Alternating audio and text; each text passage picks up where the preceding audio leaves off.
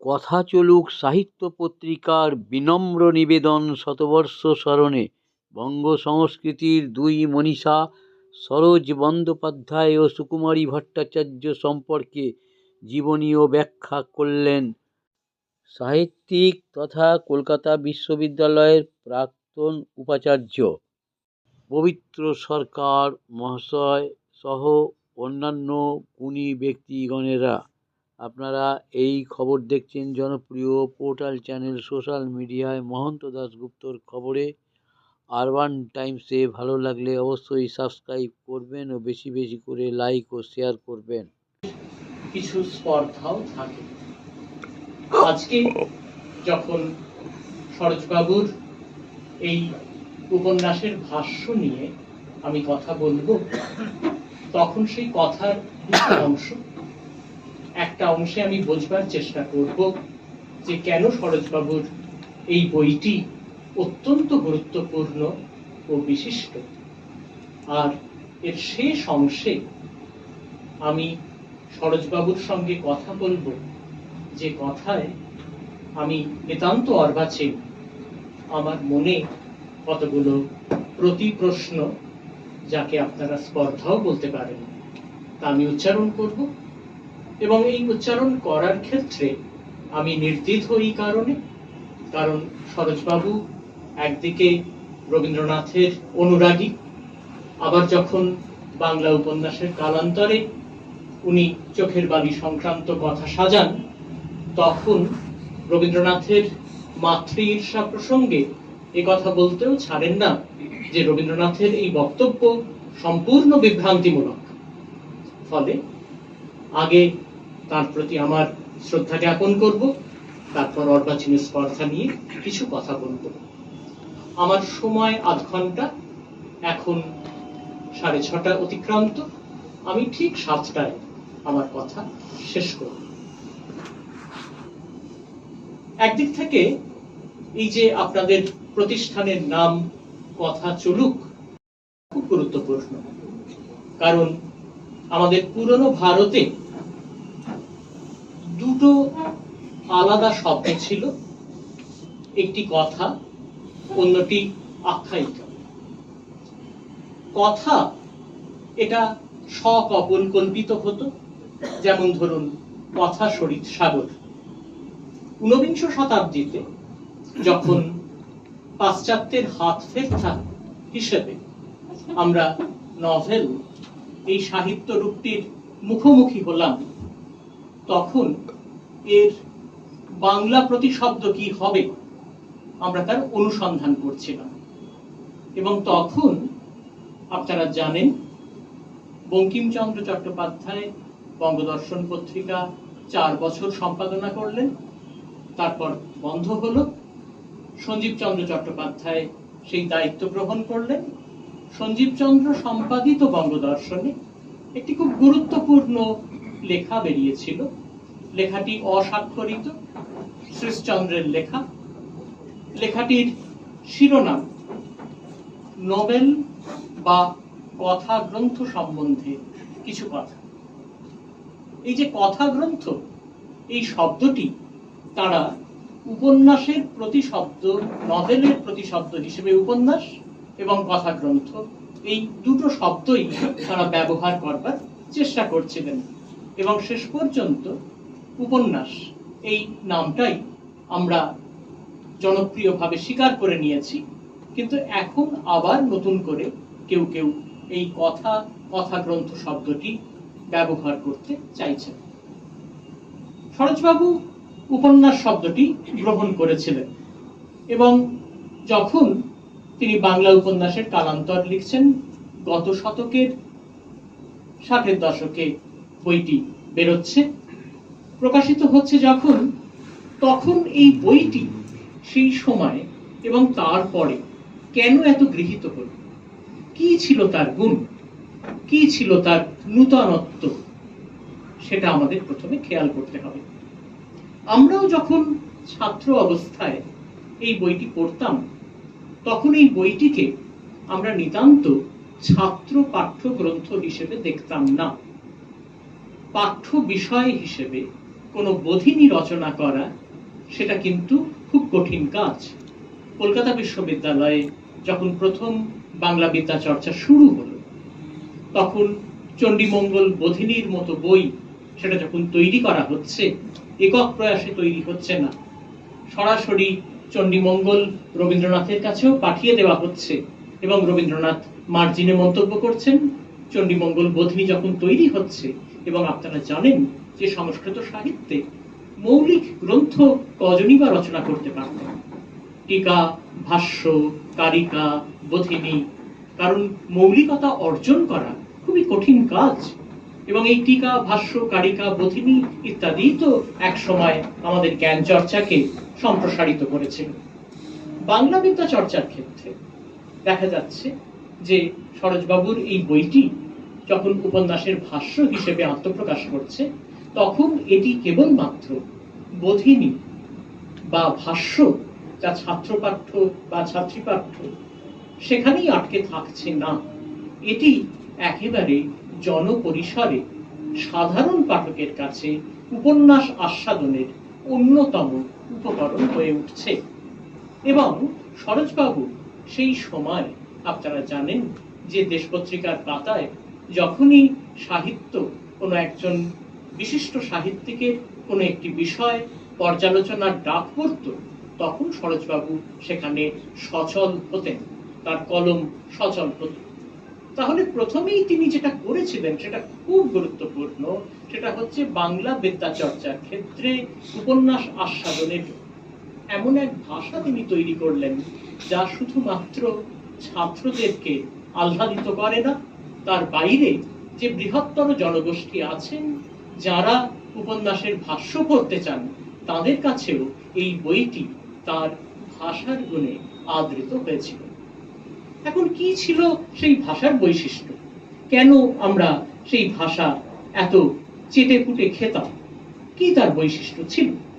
আমি একটা দুটো উদ্ধার করি, তাহলে বুঝতে পারবেন যে কি তার বৈশিষ্ট্য ছিল, কেন আমরা সেটা এত বেশি পড়তাম। খেয়াল করলে দেখা যাবে যে সরোজবাবুর ভাষায় ওই প্রমথ চৌধুরীর এক ধরনের সম্প্রসারিত উত্তরাধিকার ছিল। কথাটা আমি কিন্তু একটু সচেতন ভাবেই বলছি। যেমন ধরুন, সরোজবাবুর এখানে এই লেখাতে ইংরেজি শব্দ বাংলা শব্দের পাশাপাশি অনায়াসে বসে যেত। যেমন ধরুন, লিখছেন তিনি, অ্যাভারেজ কাহিনীকে সর্বদা পরিহার করেছেন বঙ্কিম। এই যে কাহিনীর আগে অ্যাভারেজ শব্দটি বসানো, এটা সচরাচর আমরা যখন বাংলা ভাষায় লিখি তখন এটা আমরা করতাম না। প্রমথ চৌধুরী যখন সবুজপত্রে চলিতপন্থী হয়ে তার কাজ শুরু করলেন, প্রমথ চৌধুরী এরকম বাক্য লিখতেন যে আমি কখনো কাব্য সরস্বতীকে কিন্ডারগার্টেনের শিক্ষয়িত্রী করব না।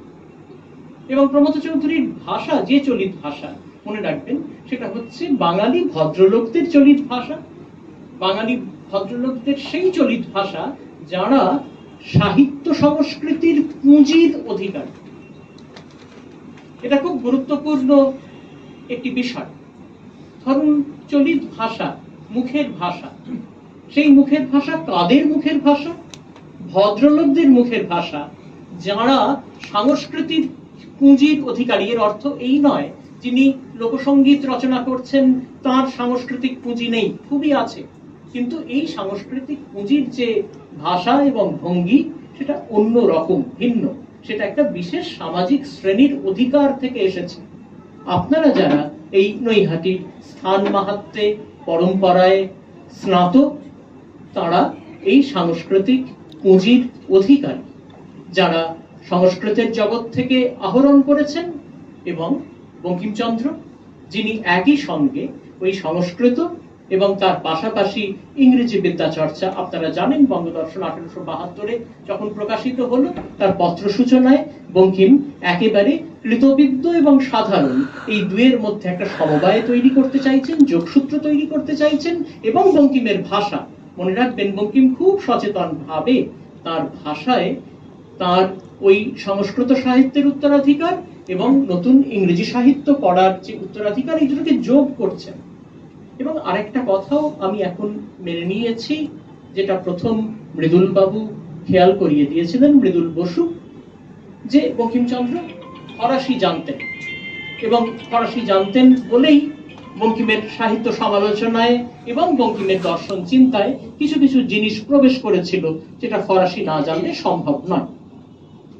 এখন তাহলে সরোজবাবু প্রথম যেটা হলো যে তার ভাষায় অনায়াসে এই জাতীয় শব্দকে, যেমন ধরুন এক জায়গায় লিখছেন আবার রবীন্দ্রনাথ প্রসঙ্গে, রবীন্দ্রনাথ যে ভার্সাটাইল হবার জন্যই কখনো ছবি, কখনো গান বা কখনো গল্প, কখনো উপন্যাসে হাত দেননি, তার কোনো কিছুই যে একটা কিছু হবার জন্য নয়, জানি না এ কথা আমরা কবে বুঝব।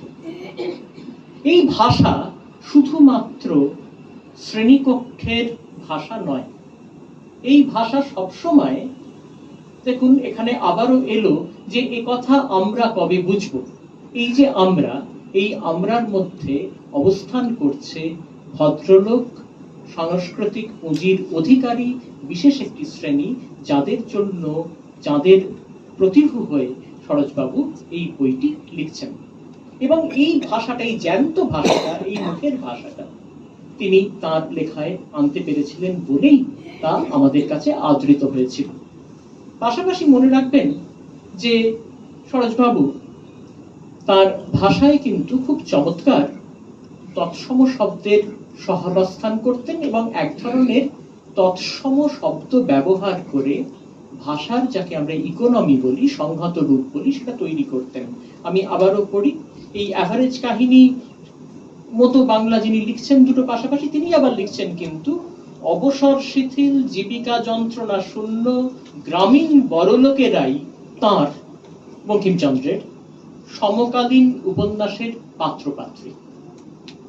তাহলে এই দুই ভাষাকে, এবং এই ভাষা এটা কেন ব্যবহার করছেন সরোজবাবু, এর কিন্তু একটা উত্তর দেওয়া সম্ভব। যে বঙ্কিমচন্দ্র তার বাংলা ভাষা বলে একটি প্রবন্ধ, সেখানে তিনি বলেছিলেন দুটো গুরুত্বপূর্ণ কথা। এক হচ্ছে বিষয়ানুসারী ভাষা, যে বিষয় আপনি প্রকাশ করতে চান সেই বিষয়ে আপনি উপযুক্ত ভাষা তৈরি করবেন। দুই, তার বক্তব্য ছিল যে আপনার মনের ভাব প্রকাশের জন্য বাংলা ভাষায় প্রয়োজনে আপনি যে কোনো শব্দ গ্রহণ করতে পারবেন, গ্রাম্য শব্দ গ্রহণ করতে পারবেন, অশ্লীল বাদ দিয়ে যে কোনো শব্দ গ্রহণ করতে পারবেন। এবং বাংলা ভাষার যেটা সবচেয়ে জোরের জায়গা, সেটা হচ্ছে যে আমরা কৃতঋণ শব্দ, আমরা বিভিন্ন সূত্র থেকে, আরবি ফার্সি হতে পারে, ইংরেজি হতে পারে, বিভিন্ন সূত্র থেকে আমরা এই শব্দ গ্রহণ করে আমার আন্বয়িক গঠন এবং আমার নিজের মুখের বলার ভদ্র একটা ভঙ্গি তৈরি করছি। এই অনায়াস সম্মিলন তার ভাষাতে ঘটেছিল। আচ্ছা, এই বইটাকে আমরা কিভাবে দেখব? 61-তে যখন এই বই প্রকাশিত হচ্ছে, বাংলা উপন্যাসের কালান্তর, খেয়াল করে দেখবেন যে প্রথম 3টি অধ্যায় উপন্যাসের সাধারণ বিষয় নিয়ে কথাবার্তা বলেছেন। তারপরে তিনি বঙ্কিমচন্দ্র, শরৎচন্দ্র, রবীন্দ্রনাথ, 30-এর উপন্যাস প্রণেতাদের ধরছেন এবং 61 পর্যন্ত যারা এসেছেন তাদের অল্প অল্প শেষে উল্লেখ করছেন।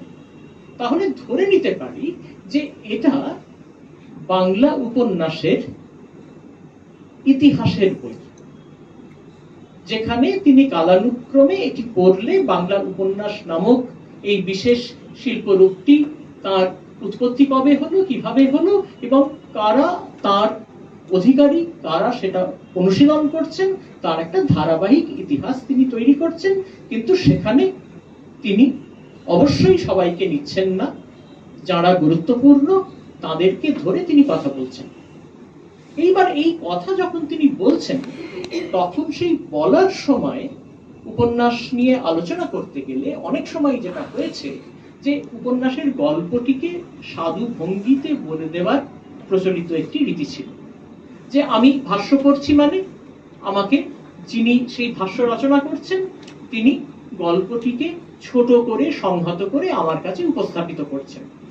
সরোজবাবু কিন্তু সে পথে গেলেন না।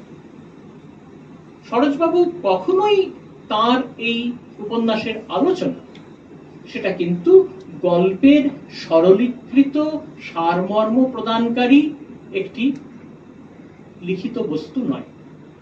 তিনি তাহলে কি করলেন, কি তার কৌশল? দেখা যাচ্ছে যে তিনি যত্ন করে বহু ক্ষেত্রে চরিত্রগুলির এবং উপন্যাস লেখকের যে সামাজিক চিন্তন সেটাকে ধরবার চেষ্টা করছেন। যে চরিত্রগুলি উপন্যাসে আসছে তাদের সামাজিক শ্রেণীগত পরিচয় নির্দেশ করছেন এবং তারপর তাদের অন্তরে প্রবিষ্ট হয়ে তাদের চরিত্রের ন্যায়কে অনুধাবন করার চেষ্টা করছেন। এই হচ্ছে তার প্রকৌশল। এইভাবে তিনি উপন্যাস ব্যাখ্যা করতে চান, এইভাবে তিনি আলোচনা করতে চান, এবং সেটা করতে গিয়ে অনেক সময় চরিত্রের ভেতরে প্রবেশ করতে গিয়ে অনেক সময় আমরা আজকাল যাকে বলি অথর্স ইন্টেনশন, সেটাকে তিনি সবসময় স্বীকার করছেন না। ধরা যাক চোখের বালি উপন্যাসের ক্ষেত্রে রবীন্দ্রনাথ রচনাবলী সংস্করণের জন্য গোড়ায় যে ভূমিকা লিখেছিলেন তাতে মাতৃ ঈর্ষার প্রসঙ্গ বলেছিলেন যে চোখের বালি উপন্যাসকে ভেতর থেকে জাগিয়ে তুলে নিয়েছে মাতৃ ঈর্ষা। এটা লেখক রবীন্দ্রনাথের নিজের উপন্যাস সম্পর্কে পরবর্তী ভাষ্য। একজন লেখক তিনি নিজেই নিজের উপন্যাসের ভাষ্য রচনা করতে পারেন, কিন্তু সরোজবাবু লেখকের সেই ভাষ্যকে অস্বীকার করছেন। তার মানে তার এই উপন্যাসের আলোচনা কিন্তু একদিক থেকে কথোপকথন ও পরিপ্রশ্ন বটে। আমরা খেয়াল করব যে তিনি সুবোধচন্দ্র সেনগুপ্তের পূর্বপক্ষ হিসেবে তার নাম উদ্ধার করছেন।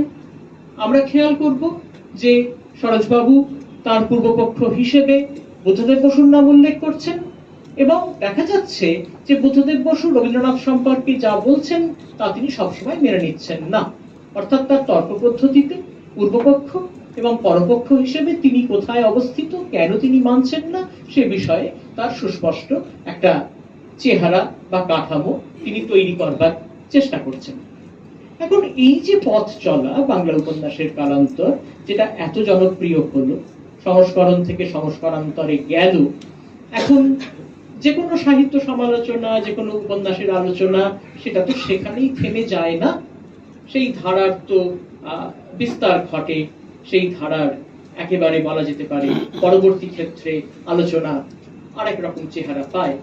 এর ফলে দেখা গেল যে গত শতকের 90-এর পর্বে এসে 1993-তে পশ্চিমবঙ্গ বাংলা একাডেমি থেকে তার বাংলা উপন্যাস দ্বান্দ্বিক দর্পণ প্রকাশিত হল। এই বইটাকে আমি বলি যে এই মজা হচ্ছে যে ধরুন আমি অনেক দিন আগে একটা বই লিখেছি, মাঝখানে সে বিষয়ে আরো কেউ কেউ পর্যালোচনা করেছেন। এখন তার মন যে খুব সচল, বোঝা যায় যে তিনি এই বাংলা উপন্যাসের যে দ্বান্দ্বিক দর্পণ, বাংলা উপন্যাস দ্বান্দ্বিক দর্পণ, এই বইয়ের গোড়াতে ভূমিকাতে তিনি জানিয়ে দিচ্ছেন যে দেবেশ রায়, অশ্রুকুমার শিকদার, পার্থপ্রতিম বন্দ্যোপাধ্যায়, রবীন পাল, ধীমান দাশগুপ্ত, প্রদ্যুম্ন ভট্টাচার্য, নরেন্দ্রনাথ দাশগুপ্ত, এরা উপন্যাস নিয়ে আলোচনা করেছেন, তাদের আলোচনা তিনি পড়েছেন। এইবার তিনি আরেকবার আগে লিখেছেন, এবার আবার তিনি নতুন করে এই বইটি মিতায়াতন, অর্থাৎ এর আয়তন কিন্তু ওই অতটা বড় নয়, কিন্তু এই বইটি অত্যন্ত সংহত, এবং এখানে তিনি আলোচনা করবার চেষ্টা করছেন যে ওখানে যা তিনি বলেছেন, তারপর উপন্যাসের আলোচনা, বাংলা উপন্যাসের আলোচনা আরেকটা জায়গায় পৌঁছেছে। এইবার তিনি সেখান থেকে নিজে আরেক রকম করে লিখবার চেষ্টা করছেন। এটা কিন্তু অত্যন্ত সচল মন একজন আলোচকের কাজ, অর্থাৎ তিনি থেমে যাচ্ছেন না। একটা সময় কৌতুক করে একটি প্রতিষ্ঠান সম্পর্কে বলা হতো যে তারা যে কোনো লেখককে একবারই মৌলিক হওয়ার সুযোগ দেন, তারপর সেই লেখককে প্রতি মুহূর্তে নিজেকে আবার অর্থাৎ তার যে ধারাটি জনপ্রিয় হয়েছিল সেই ধারাটিকে প্রতি মুহূর্তে অনুকরণ করতে হয়। এটা খুব ভালো বিষয় নয়। শরৎ বন্দ্যোপাধ্যায় এখানে খুব সচেতন ভাবে তার বলাকে পুনর্বিচার করছে। ফলে আমাকে যদি আপনারা দায়িত্ব দেন তাহলে আমি বলবো যে বাংলা উপন্যাস দান্দিক দর্পণ, বাংলা উপন্যাসের কালান্তর নামক ভাষ্যের পরবর্তী ভাষ্য, যেখানে তিনি নিজেকে আবার যাচাই করছেন, বিচার করছেন, এবং সেখানে আবার যেহেতু 90 এই সময় লিখছেন, 61-তে যত অবধি এসেছিলেন, এবার অন্যান্য সাহিত্যিকরা এসেছেন, তাদের উপন্যাস প্রকাশিত হয়েছে, বাংলা উপন্যাসের একটা অন্য ধারা তৈরি হয়েছে, তাদের সম্পর্কে তিনি মন্তব্য করছেন। ফলে এই দুটো বইকে জুড়ে দেখতে হবে।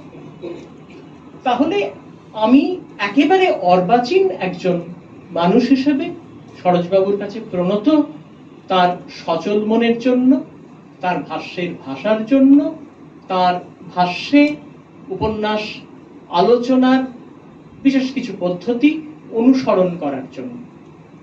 যে অবশিষ্ট 10 মিনিট আছে, সেই অবশিষ্ট 10 মিনিট আমি অর্বাচীনের স্পর্ধা নিয়ে সরোজবাবুর এই উপন্যাস আলোচনার ভাষ্যে আমি যা যা পাইনি তা নিয়ে কিছু কথা বলে আমার কথা শেষ করব। আমি সরোজবাবুর উপন্যাস আলোচনাতে বহু ক্ষেত্রে দেখেছি যে তিনি প্রয়োজনে যথাযথভাবেই পাশ্চাত্য উপন্যাসের নামোল্লেখ করেন। যেমন ধরা যাক যে রবীন্দ্রনাথের যোগাযোগ উপন্যাসের আলোচনা করতে গিয়ে তিনি টমাস মান এবং গলসওয়ার্দির নাম করেছেন। তাদের উপন্যাস থেকে ওই বণিক পরিবারের কয়েক প্রজন্মের কাহিনী, ফোরসাইট সাগার কথা বলেছেন, এসেছে।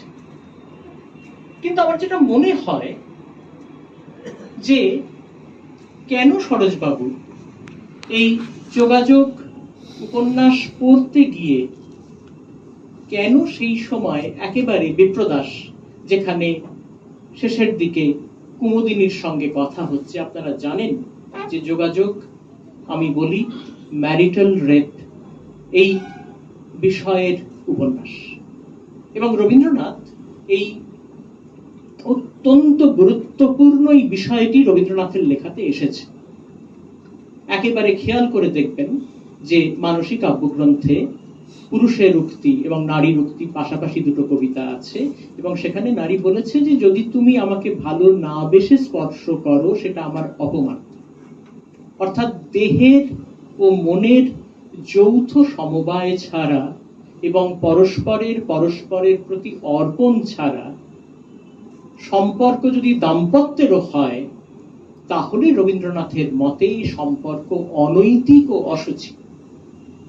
আপনারা যারা যোগাযোগ পড়েছেন, সকলেই পড়েছেন, খেয়াল করে দেখবেন যে কুমুদিনী এবং মধুসূদনের সম্পর্কের মধ্যে যে দূরত্ব, এবং যে দূরত্বে কুমুদিনী কিছুতেই মধুসূদনের কাছে নিজেকে অর্পণ করতে চায় না কিন্তু বাধ্য হয়, এটা এই উপন্যাসের খুব গুরুত্বপূর্ণ একটা অংশ। এবং রবীন্দ্রনাথ তার জীবনের শেষ পর্বে দেখা যাবে যে বুদ্ধদেব বসুকে যোগাযোগের 2য় খণ্ড লিখবেন বলেছিলেন, গল্পটা বুদ্ধদেব বসুকে বলেছিলেন, সব পেয়েছি দেশে বলে বুদ্ধদেব বসুর যে স্মৃতিচারণ সেখানে আছে, এবং বুদ্ধদেব বসু অত্যন্ত উত্তেজিত, রবীন্দ্রনাথ লিখতে পারেননি। সেখানে খুব সুস্পষ্ট ভাষাতে বিপ্রদাস, যার শিক্ষায় কুমুদিনী মানুষ হয়েছিল, সেই বিপ্রদাস লিবারেল বুর্জোয়া, এবং এটা সত্যজিৎ খুব যথাযথভাবে রবীন্দ্রনাথ সম্পর্কে এই শব্দটি ব্যবহার করেন যে লিবারেল বুর্জোয়া, এবং এটা ওই ঘরে বাইরে সম্পর্কে সত্যজিতের তখন আলোচনা, এবং সেখানে রুশতী সেন বোধহয় সত্যজিতের সেই সময় ইন্টারভিউ নিতে গেছেন, এবং সত্যজিৎ খুব যথাযথভাবে নিখিলেশের এই শ্রেণী পরিচয়টাকে নির্দেশ করেছেন। এবং যোগাযোগ তো একদিক থেকে পড়তি জমিদার এবং উঠতি ব্যবসায়ী বল। তো সেইখানে বিপ্রদাস বলে যে বিদেশে এমন কিছু বই লেখা হচ্ছে যেখানে শুধুমাত্র বিবাহ এটাই বড় কথা নয়, স্বামী পরিচয়টাই বড় কথা নয়। কারণ মনে রাখবেন যে কুমুদিনী কিন্তু মধুসূদনকে বিয়ে করেছিল এবং বিপ্রদাসের শিক্ষা পুরোটা কিন্তু কুমুদিনীর অধিগত হয়নি। যোগাযোগ যদি খুব মন দিয়ে পড়েন এবং সেখানে যখন স্বামী গৃহে গেল কুমু, তখন বুঝতে পারলো তার সংকটটা কোথায়। এখন এইখানে আমার প্রশ্ন হচ্ছে যে আমি একটা উপন্যাস আলোচনা করতে গিয়ে রবীন্দ্রনাথ নিজেও তো অত্যন্ত সচেতন একজন পাঠক। রবীন্দ্রনাথের পাঠ সীমার মধ্যে কি কি সেই সময় বই আসছে, বিপ্রদাস নিজেও তো ইংরেজি বই পড়ছে। তাহলে আমি যখন একটা উপন্যাসের আলোচনা করব, তখন সেই আলোচনায় যখন আমি পাশ্চাত্যের কোনো উপন্যাস এবং উপন্যাস প্রণেতার নাম করব, তার থেকেও অনেক নিকটবর্তী নাম যে উপন্যাসের জন্য প্রযোজ্য, সেগুলো কেন আসবে না?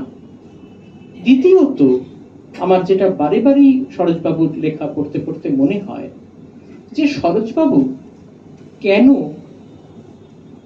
বঙ্কিম, রবীন্দ্রনাথ এবং যখন আমাদের উপন্যাস নামক এই সাহিত্য রূপটি তৈরি হচ্ছে, তখন আমাদের নিজস্ব যে সাহিত্য চিন্তনের জগৎ, এবং যেখানে উনি দেখা যাবে যে উপন্যাস নিয়ে পাশ্চাত্য সমালোচনার ধারায় যারা বিশিষ্ট, লাবক থেকে শুরু করে অন্যান্যদের নাম করেছেন, কিন্তু আমাদের নিজস্ব একটা স্বতন্ত্র দেশজ উপন্যাস আলোচনার এবং উপন্যাস পড়ার প্রতিক্রিয়ার জগৎ ছিল। এবং সেই জগৎটা সম্পর্কে তার এই লেখাতে কোথাও একটু অসচেতনতা চোখে পড়ে, এবং কোথাও কোথাও তার কোনো বাক্য আমার এই অর্বাচীন মনে প্রতিবাদের স্পর্ধা জাগায়। যেমন ধরুন, মহাকাব্যের মতো সার্থক মহৎ উপন্যাসও শান্তরস পরিণামী, এই জাতীয় সিদ্ধান্ত বাক্য সরোজবাবুর আমি মেনে নিতে পারি না। যেমন তিনি বলেন, জীবন সম্বন্ধে যদি সামগ্রিক বোধ সঞ্চার করা না যায়, তাহলে উপন্যাস ব্যর্থ। এই জাতীয় বাক্যগুলো আমার মনে হয় যে আমাদের এই অর্বাচীন সময়ে উপন্যাস পড়ার ক্ষেত্রে আপ্ত বাক্যের মতো আসে। কিন্তু কেন সরোজবাবু এই বাক্যগুলো উচ্চারণ করছেন? কি তার সামাজিক কারণ?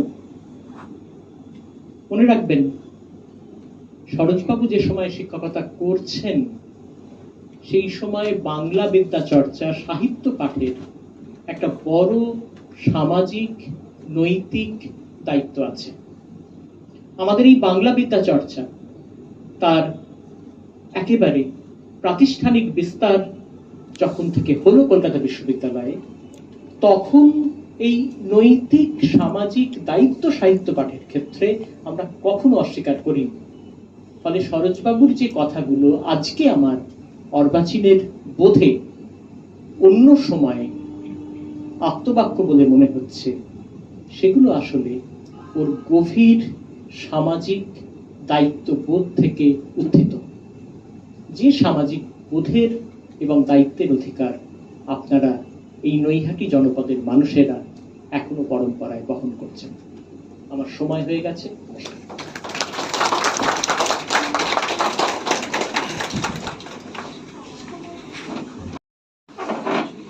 অধ্যাপক রায়কে ধন্যবাদ। এবার আজকের অনুষ্ঠান যে দুজন মনীষাকে নিয়ে, যাদের স্মরণে, একজন সরোজ বন্দ্যোপাধ্যায়, অন্যজন অধ্যাপক সুকুমারী ভট্টাচার্য। সুকুমারী ভট্টাচার্যের এক প্রিয় ছাত্র আমাদের সঙ্গে আছেন আসাম বিশ্ববিদ্যালয়ের ভূতপূর্ব উপাচার্য অধ্যাপক ডক্টর তপোধীর ভট্টাচার্য। তপোধীর ভট্টাচার্য এবং শ্রীমতী স্বপ্না ভট্টাচার্যের যুগ্ম সম্পাদনায় একটি বই, সুরভিত স্মৃতি সুকুমারী ভট্টাচার্য, এই মঞ্চ থেকে প্রকাশ পাবে এবং আমাদের সকলের আদরের স্যার অধ্যাপক পবিত্র সরকারের হাত দিয়ে বইটি প্রকাশ পাবে। আমি অক্ষরযাত্রা প্রকাশনীর কর্ণধার আনন্দবাবুকে একটু মঞ্চে আসতে অনুরোধ করছি।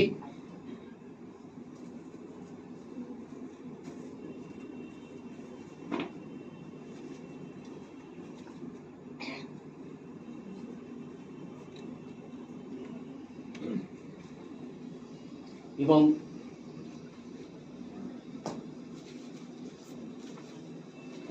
সেই সঙ্গে আর একজন তরুণ সাহিত্যসেবী শ্রীমতী সুরভি সাহার সুচিত্রা ভট্টাচার্যের গল্প বিশ্ব আত্ম অন্বেষণের পথে নারী, এই বইটিও এই মঞ্চ থেকে প্রকাশ পাবে। এখন অধ্যাপক পবিত্র সরকার এই সুকুমারী ভট্টাচার্যের স্মরণ সমীক্ষণ বইটি উদ্বোধন করবেন। স্যার স্যার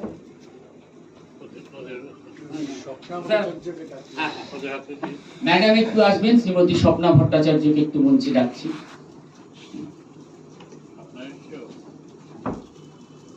স্যার ডাকছেন।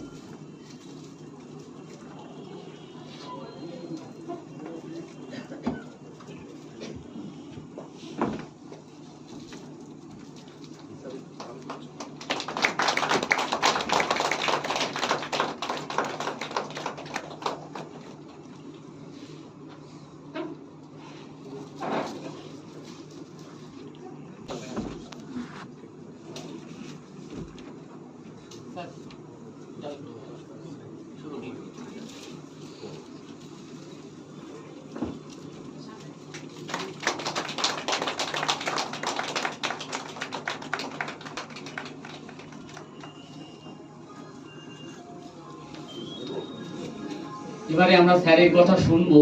বলেছিলাম, আমি ফোনেই বলেছিলাম যে আপনাকে পাওয়া মানে আপনি দুজনকেই জানতেন, চিনতেন, এবং এই দুজন মনীষাকেই আমরা তাদের শতবর্ষে স্মরণ করছি।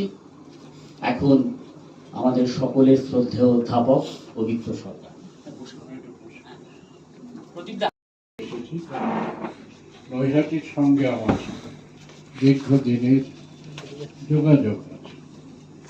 আমার নৈহাটির মানুষদের সঙ্গে যে বন্ধুর নামটি উচ্চারিত হলে আমার ভালো লাগতো, নিশ্চয়ই অনবধানে হয়ে গেছে আমার সহপাঠী বন্ধু মণিভূষণ ভট্টাচার্য। তার সঙ্গে আমি অনার্সে এবং এমএতে একসঙ্গে করেছি এবং তার বাড়িতে প্রথম আশা দিয়ে আমার নৈহাটির আসার সূত্রপাত হয়। আমার মনে আছে একটা ভিড়ের তখনকার দিনের বাষ্পের ইঞ্জিনের রেলগাড়ির কামরা, আমরা সিঁড়ির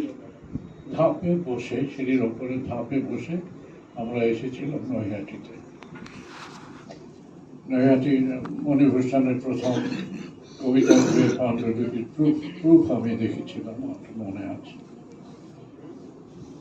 সরোজদা এবং সুকুমারী দি নানাভাবে, ব্যক্তিগতভাবে এবং যেটাকে বলা হয় পাঠক হিসেবে বিদ্যায়তনিকভাবে দুজনের সঙ্গে আমার তো যোগাযোগ হয়েছিল। যে ঐতিহাসিক পর্বে আমি অস্তিত্বশীল, এটা খানিকটা স্বাভাবিক। আর সুকুমারীদের সঙ্গে তো আমি একই বিশ্ববিদ্যালয়ে অধ্যাপনা করেছি। সরোজদার কথা প্রথমে বলি যে সরোজদা তো কবিতাও লিখতেন। আমার মনে আছে আমি কবিতা পড়েছি, পরিচয় পত্রিকায় ওর কবিতা পড়েছি। কাজে বহু মাত্রিক একটি মানুষ ছিলেন। আমার মনে আছে প্রথম বোধহয় তার প্রিয় প্রসঙ্গ বইটি আমরা পড়েছিলাম, রম্য রচনার একটি নতুন মাত্রা। তার আগে 50-এর বছরগুলোতে আমরা রম্য রচনায় উথাল পাথাল হয়েছিলাম বলা যায়। মুস্তফা আলী থেকে শুরু হয়েছিল। তার মধ্যে সরোজদার রম্য রচনা, তার গদ্যের সাধুতায় এবং প্রসঙ্গের বৈচিত্র্যে আমাদের কাছে নতুন স্বাদ নিয়ে এসেছিল আমার মনে পড়ে। তার কবিতাও পড়েছি, রম্য রচনা পড়েছি, তারপর বাংলা সাহিত্যের কালান্তরের কথা, বাংলা উপন্যাসের কালান্তরের কথা, যেটা বিশ্বজিৎ আলোচনা করলেন। এবং সত্যি সত্যি মনে হয়েছিল যে আমরা প্রথমত ছাত্র হিসেবে একটা প্রতিক্রিয়া ছিল যে শ্রীকুমার বন্দ্যোপাধ্যায়ের বইয়ের পরে সে বই আমাদের কাছে খানিকটা কঠিন ছিল ভাষার কারণে।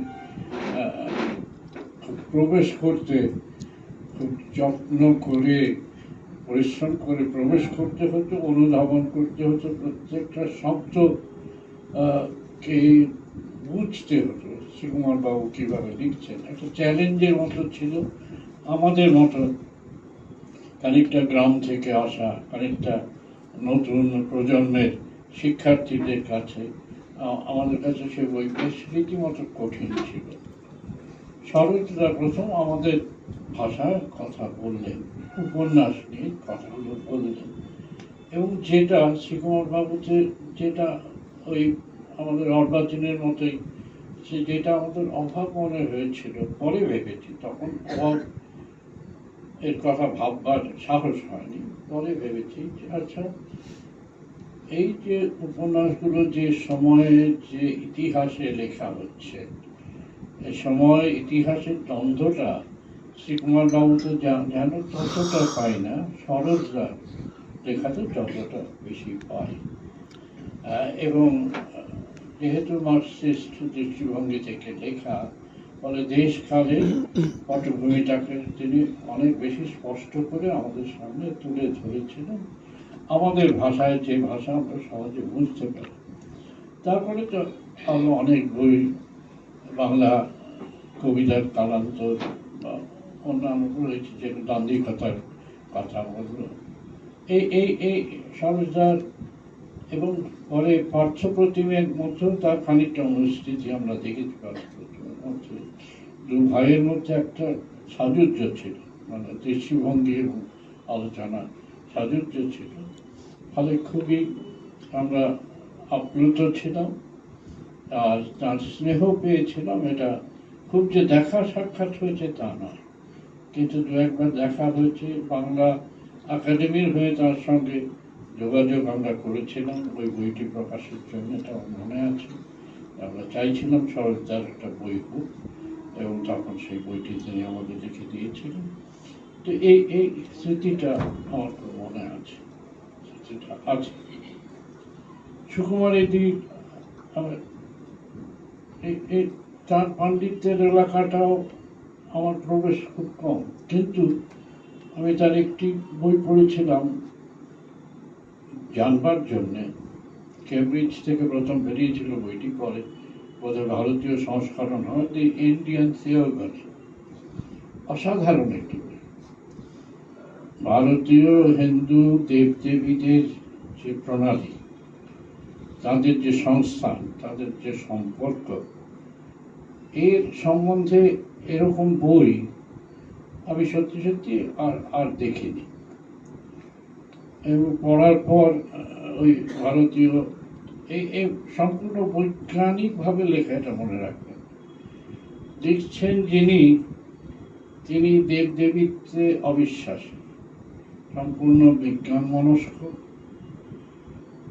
এবং তার দৃষ্টিভঙ্গি দিয়ে তার ইন্ডিওলজির এটা একটা নতুন পর্যায়, যে ভারতীয় দেবদেবীকে বিশ্লেষণ করছেন, তাদের কেন উদ্ভব হলো, কেন তাদের সংস্থান, কি তারা মানে প্রয়োজন সাধন করলেন আমাদের বিশ্বাসের প্রণালীতে। এরকম বই আমি দেখিনি। আমি তপশিলকে বলবো যে এই বইয়ের একটা বাংলা অনুবাদ কেন হলো না। এই বইটার বাংলা অনুবাদ হলে বাংলা মানে জ্ঞানচর্চার ক্ষেত্রটা অত্যন্ত সমৃদ্ধ হতো। যদি সম্ভব হয়, তপশিল যদি তার কোনো ছাত্রকে দিয়ে বইটি একটু বাংলা অনুবাদ করাতে পারে, আমাদের মনে হয় এটা আমাদের খুবই একটা আমাদের আমাদের গর্বের ব্যাপার হবে। এই বইটা ইংরেজিতে সুনির্বাচিত হয়ে থাকবে। তাছাড়াও বেদের দারিদ্র সম্বন্ধ লিখছেন, যে আপনারা তো সুকুমারীদের ইতিহাস জানেন, তিনি খ্রিস্ট ধর্মাবলম্বী ছিলেন, ফলে কলকাতার সংস্কৃত ক্লাসে তাকে ঢুকতে তার শিক্ষকেরা অনুমতি দেননি। দরজার বাইরে চেয়ার নিয়ে বসে থাকতে হতো, অনেক সময় চেয়ার নিয়ে বসে সুকুমারীজিকে ক্লাসের পড়া শুনতে হতো। ফলে প্রায় অচ্ছুত হিসেবে তিনি সংস্কৃতকে শিক্ষা করেছিলেন, এবং শিক্ষা করেছিলেন সম্পূর্ণ একটি বিজ্ঞান মনস্ক বুদ্ধি দিয়ে, বোধ দিয়ে, ভাববার ইচ্ছে দিয়ে, এবং সেই বিজ্ঞান মনস্কতা যে একটা নো ননসেন্স অ্যাটিটিউড, আমি আবেগ প্রসূত নয়, ভক্তি দিয়ে নয়, আমি হ্যাঁ মানুষ দেবদেবীর কথা ভেবেছে, ভাববে, তার একটা কারণ আছে। আমি নিজে দেবদেবী বিশ্বাস করি না, কিন্তু দেবদেবীর বিশ্বাস যে গড়ে উঠল, কেন কিভাবে গড়ে উঠল, আমার সেই আগ্রহটা আছে, আমার সেই বৈজ্ঞানিক অনুসন্ধিৎসা আছে। আমি সেটাকে জানতে চাই, বুঝতে চাই, বিশ্লেষণ করতে চাই। এইরকম একটি অসাধারণ বাস্তব দৃষ্টিভঙ্গি থেকে দি ইন্ডিয়ান থিওগনি বইটা তিনি লিখেছিলেন। এই বইটা অবশ্যই বাংলায় অনুবাদ, নতুন প্রজন্মের লেখকেরা আছেন এখানে আছেন, এই উদ্যোগটা নেওয়া দরকার বইটির। তাছাড়া সুকুমারীদের বাংলা বই তো কিছু আছে। আমার মনে আছে বেদের দারিদ্র সম্বন্ধে একটা বই আমি সমালোচনা করেছিলাম অনেক সময়, এই অসাধারণ বই।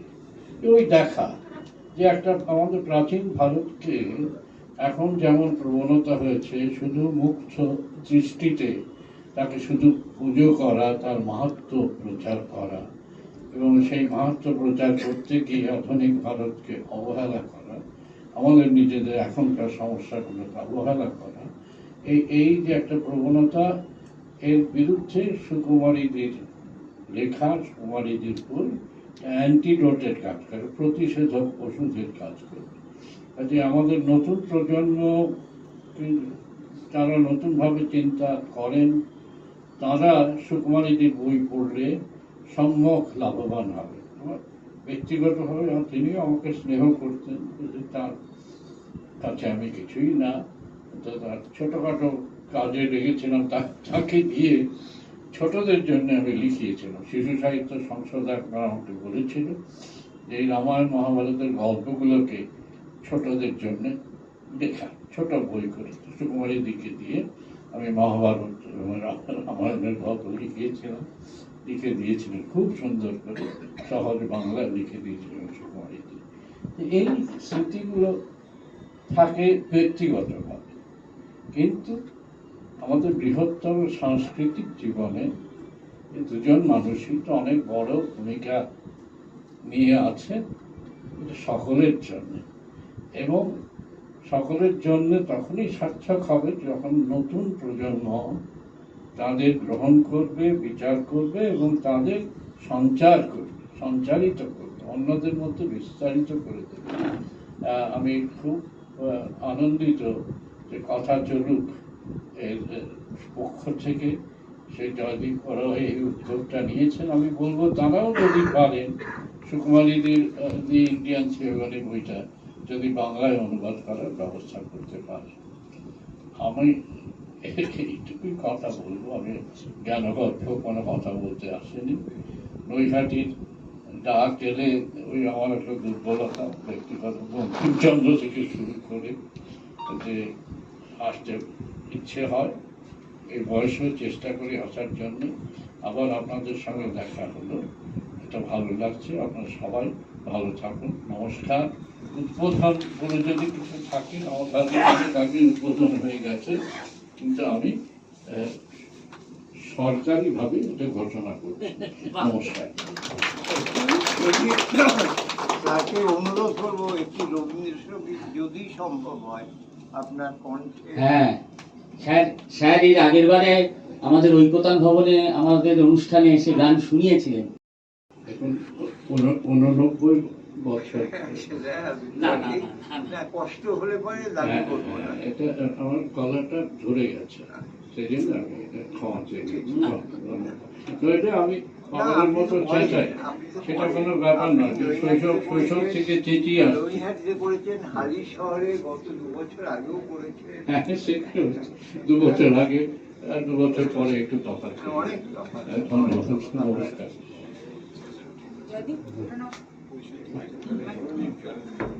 প্রদীপদা,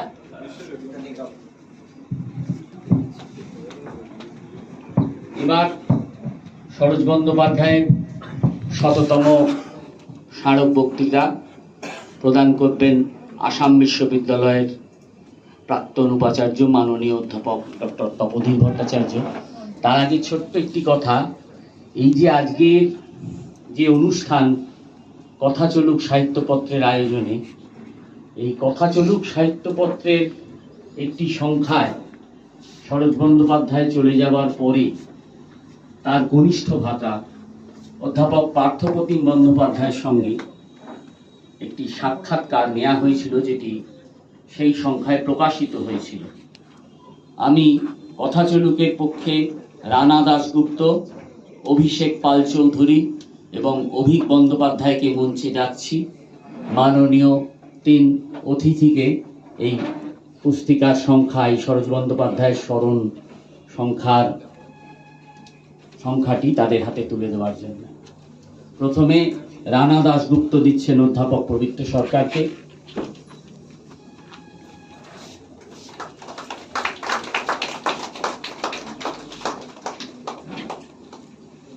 অধ্যাপক ডক্টর তপোধীর ভট্টাচার্যকে অভিষেক পাল চৌধুরী,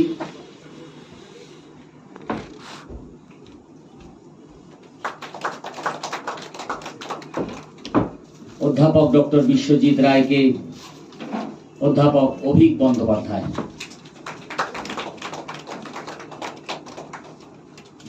এবার আর কথা নয়, সরোজ বন্দ্যোপাধ্যায় শততম স্মারক বক্তৃতা, এক ছাত্রের চোখে তার শিক্ষকের প্রতি বিনম্র শ্রদ্ধাঞ্জলি।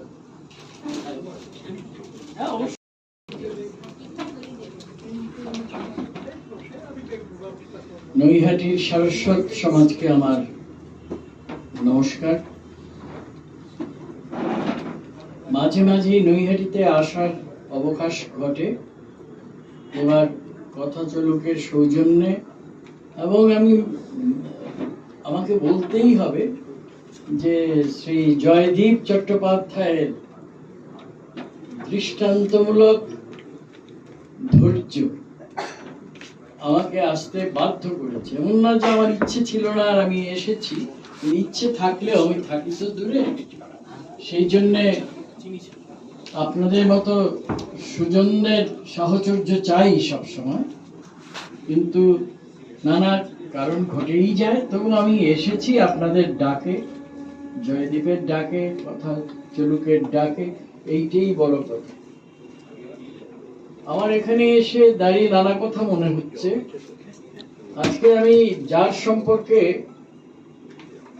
যাকে আমার শিরোধার্য করে আমি আমার ভারত চিন্তার বিকল্প বয়ান, যেটা আমি জয়দীপকে জানিয়েছিলাম, এই বিষয়ে বলবো।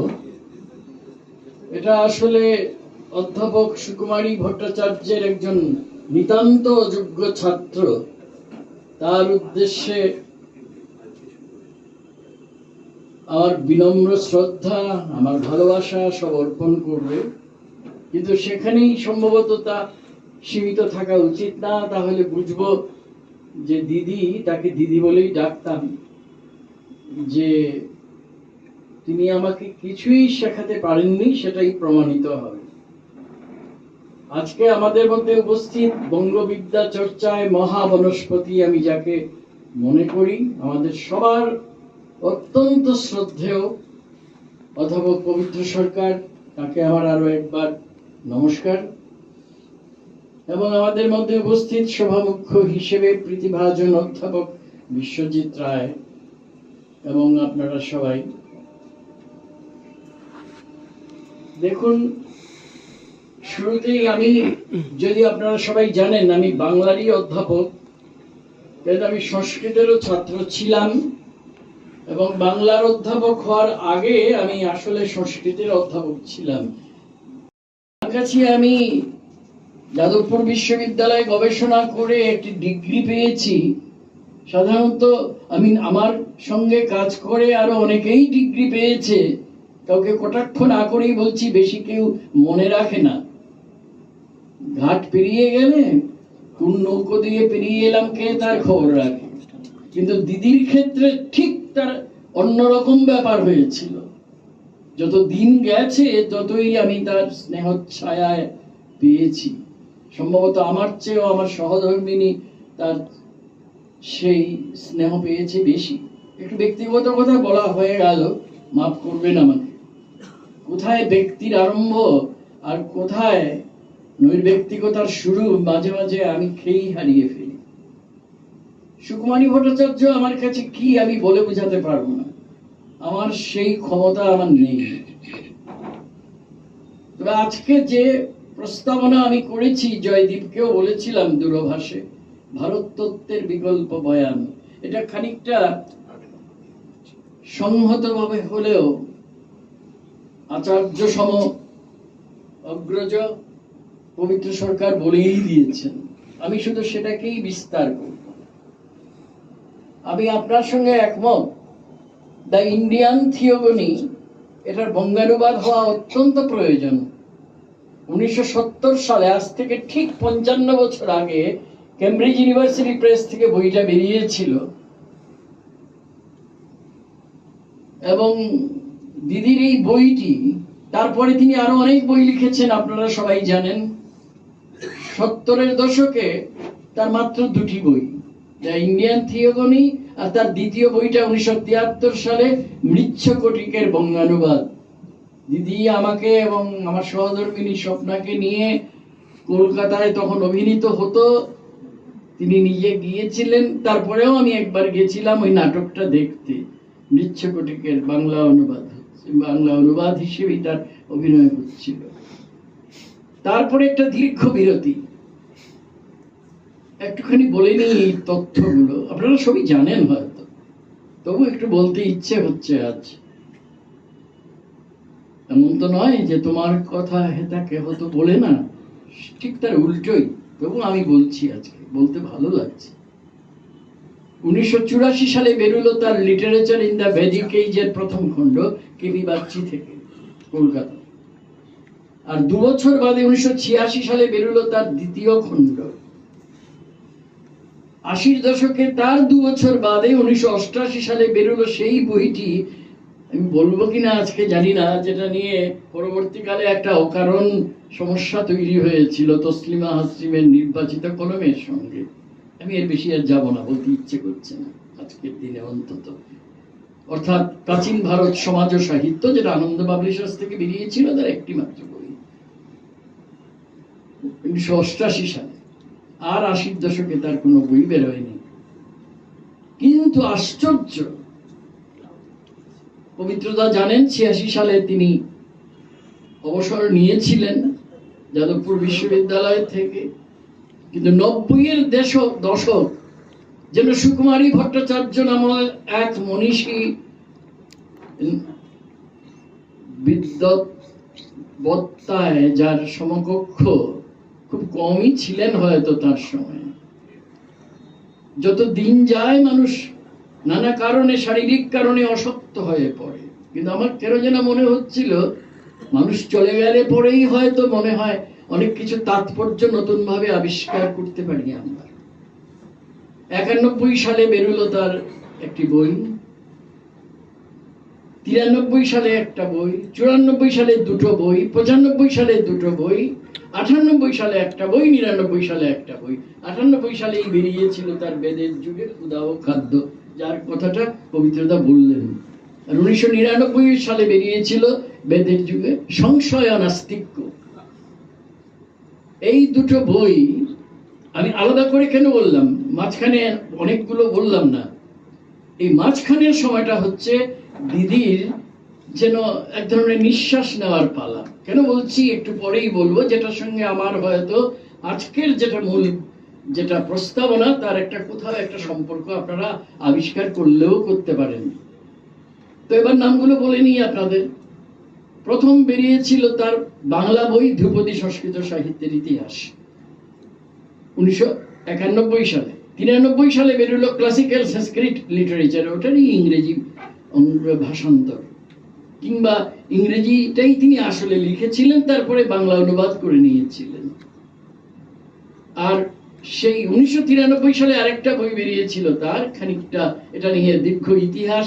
এর খানিকটা আপনারা আজকে যে, যদি কেউ আপনারা গ্রহণ করেন, অনুগ্রহ করে আজকে যে বইটা বেরোলো, চিঠির মধ্যে মধ্যে অনেক কিছু আপনারা পেয়ে যাবেন।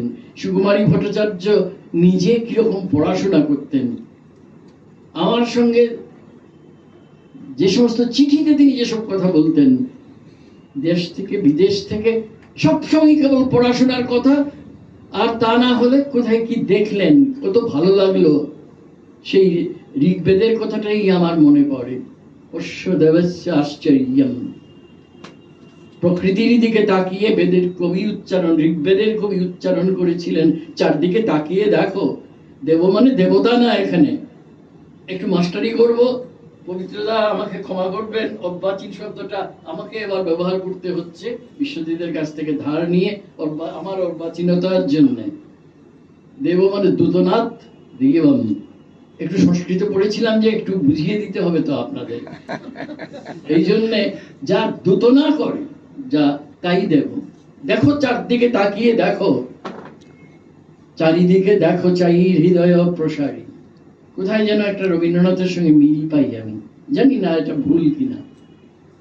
এই যে আশ্চর্য, এই আশ্চর্য বিস্ময়েরও প্রকাশ ঘটেছিল সুকুমারী ভট্টাচার্যের মধ্যে আমার মনে হয়।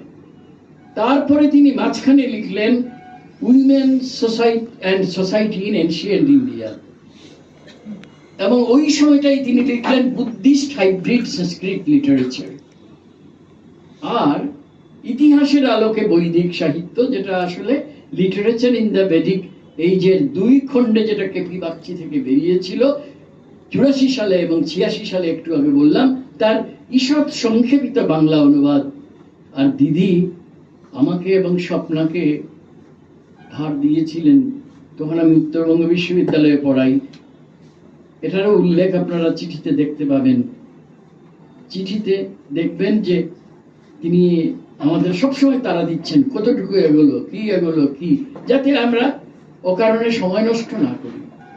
এবং এটা দিদির হাতে ওই পাণ্ডুলিপিটা আমরা তুলে দিয়েছিলাম, সেটারও আপনারা পাবেন। এবং ইতিহাসের আলোকে বৈদিক সাহিত্য এই অনুবাদ করতে করতে আমরা যা শিখেছিলাম, এটা শ্রেণীকক্ষেও এতটা পাওয়া যায় না।